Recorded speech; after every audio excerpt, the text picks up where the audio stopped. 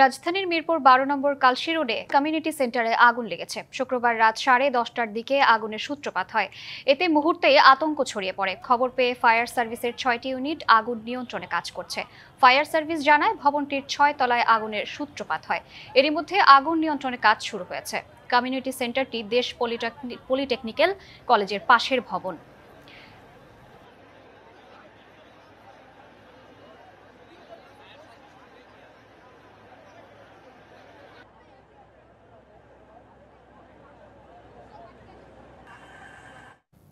এ বিষয়ে বিস্তারিত জানাতে আমাদের সাথে যুক্ত হচ্ছেন সহকর্মী হাসিব পান্থ।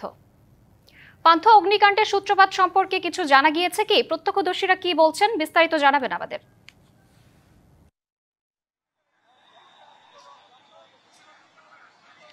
ধন্যবাদ শ্রাবন্ত। আমি এই মুহূর্তে অবস্থান করছি ঠিক যেখানে আগুন লেগেছে তার সামনে রাস্তার উপর। আমি যদি একটু আপনাকে দেখানোর চেষ্টা করি যে আমার পেছনের যে ভবনটি রয়েছে সেই ভবনে কিন্তু আসলে এখনো আগুন জ্বলছে ভেতরে, এবং ফায়ার সার্ভিস থেকে কিন্তু প্রায় 4টি ইউনিট এসে কাজ করছে।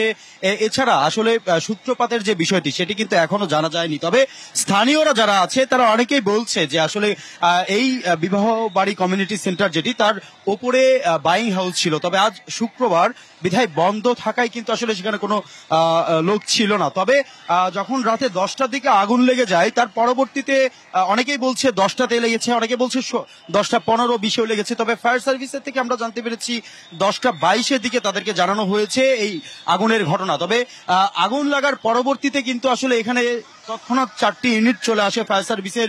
পরবর্তীতে এছাড়াও যে এই যে স্থানীয় যারা রয়েছেন অনেকেই উৎসুকভাবে দেখার জন্য চারপাশে ঘিরে রয়েছেন। তার জন্য ডাবল ধামাকা অফার, ওয়ালটন ট্যাবলেট পাওয়া যাচ্ছে নতুন ছাড়কৃত মূল্যে। কাজ করে যাচ্ছে, যাতে শৃঙ্খলা রক্ষার্থে কাজ করে যাচ্ছে সেনাবাহিনী, র্যাব কিংবা পুলিশের যারা সদস্যরা রয়েছেন তারা সকলেই। এবং এই যে ভবনটি এখানে আগে গার্মেন্ট ছিল বলেও কিন্তু আমরা জানতে পেরেছি। এছাড়াও আমি যদি একটু দেখানোর চেষ্টা করি পার্শ্ববর্তী এই ভবনের যেই পার্শ্ববর্তী ভবনগুলো সেইখান থেকেও কিন্তু আসলে অনেকেই চেষ্টা করছে যতটুকু সামর্থ্য। কেউ বালতি থেকে পানি ছুড়ে দিচ্ছে, কেউ বা গ্লাস থেকে পানি ছুড়ে দিচ্ছে। তবে এলাকা ব্যাপী কিন্তু এখানে কালো ধোঁয়াতে ভরে গিয়েছে। এছাড়াও এখানে যে বিদ্যুতের যে লাইনটি ছিল সেই বিদ্যুতের সংযোগ লাইনটি কিন্তু বন্ধ করে দেওয়া হয়েছে, যাতে করে আর পরবর্তীতে অন্য শর্ট সার্কিটের মাধ্যমে যাতে কোথাও আগুনটি না লাগে।